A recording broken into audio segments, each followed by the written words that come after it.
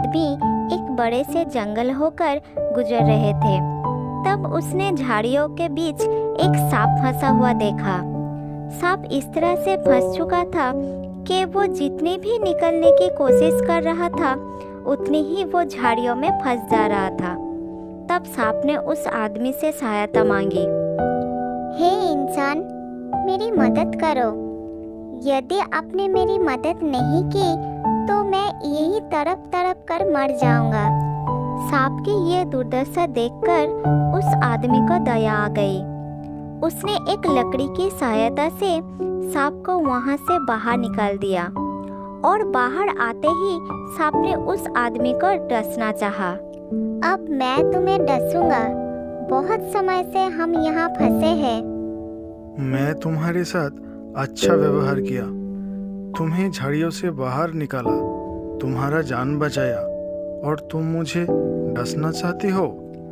आदमी की बात सुनकर सांप जोरों से गरजने लगे और बोला, हाँ, सज्जनता का दुर्जनता ही है। मेरा तो स्वभाव ही है डसना। मैं तुम्हें अब नहीं छोड़ूंगा।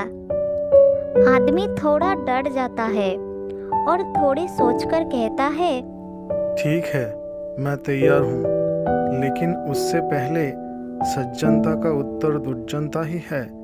इस बात का फैसला किसी से कर लेते हैं। सांप मान गया और दोनों चलते चलते सामने एक गाय देखा और उसको सांप ने सारी बात बताई। गाय ने उस आदमी को देखते ही बताया, हाँ, सांप ने ठीक ही कहा। भलाई का जवाब बुराई ही है। क्योंकि जब मैं जवान थी और दूध देती थी तब मेरा मालिक सारा दूध निकालकर बेच देता था। मेरा बच्चा भूखा रह जाता था। दूध की लालच में मेरा मालिक मेरा ख्याल रखता था और चारा पानी समय पर देता था। लेकिन अब मैं बूढ़ी हो गई हूँ तो उसने भी ध्यान रखना छोड़ दिया है। गाय की सारी बातें सुनकर सांप ने आदमी को कहा, सुन लिया ना, अब मैं तुमको डसूंगा। उस आदमी ने फिर गिड़गिड़ाते हुए कहा, मुझे एक और मौका दो, किसी और से एक फैसला ले लेते हैं। सांप आदमी का बात मान जाता है और वो आगे की तरफ चलने लगता है। दोनों चलते चलते एक गधे के पास पहुंच जाता है। गधे को भी सांप सारी बातें बताती है। गधे ने भी यही कहा कि सज्जनता का उत्तर दुर्जनता ही है। जब तक मैं जवान था, शक्तिशाली था, तब तक मैं अपनी मालिक के काम आता रहा। जैसे ही मैं बूढ़ा हुआ तो मालिक ने मुझे दूध की मक्खी की तरह उठा के फेंक दिया। अब सांप उस आदमी को डसने ही जा रहा था, तब उसने प्रार्थना करके एक अंतिम अवसर सांप से मांग लिया। उससे पहले सांप के पक्ष में 2 निर्णय हो चुके थे, इसीलिए वो अंतिम निर्णय लेने पर तैयार हो गया। इस बार वो दोनों एक बंदर के पास पहुंचे। बंदर एक पेड़ के नीचे बैठा हुआ था। तब आदमी ने बंदर को बोला, देखो बंदर भैया, ये सांप एक जगह झाड़ियों में बुरी तरह से फंसा हुआ था, निकलने में असमर्थ था, मदद के लिए सबको पुकार रहा था। इसकी पुकार मैंने भी सुनी और इस पर मुझे दया आ गया। इसे मैंने उस झाड़ी से मुक्त करके नया जीवन दान दे दिया और अब ये मुझे ही डसकर जान से मार देना चाहता है। हाँ, मैं इस मनुष्य को डसना चाहता हूँ।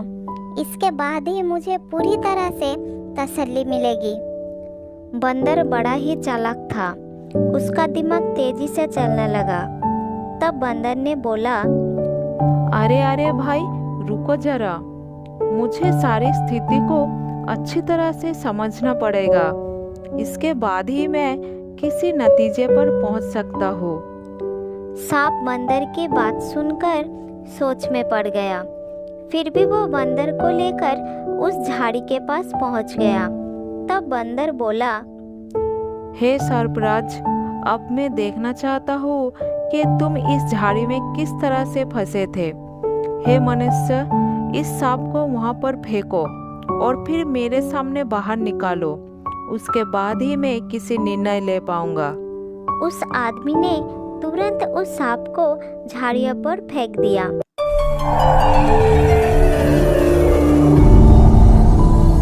और वो बाहर निकलने ही वाला था, लेकिन बंदर ने उसे मना कर दिया। उस विपरीत धर्म के मानने वाले सांप के साथ अब फिर से सज्जनता मत दिखाओ। ये सज्जनता करने लायक है ही नहीं।